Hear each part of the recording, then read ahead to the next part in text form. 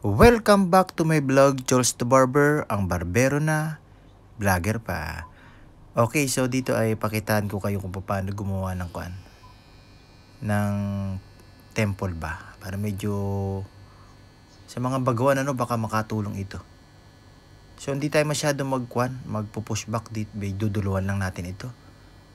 Dahil kapag ito ay pinush back natin, magandang tingnan. Pero kapag ay tumubo mapangit ba? Medyo sobra doon sa tamang lining ng kanyang temple Ayos. So yun, nakikita nyo na medyo formado na. So gawin natin dito ay ahitan natin ito. Ayos. Dinig na dinig mo ang pagkakaputol ng buhok. Ang lutong crunchy.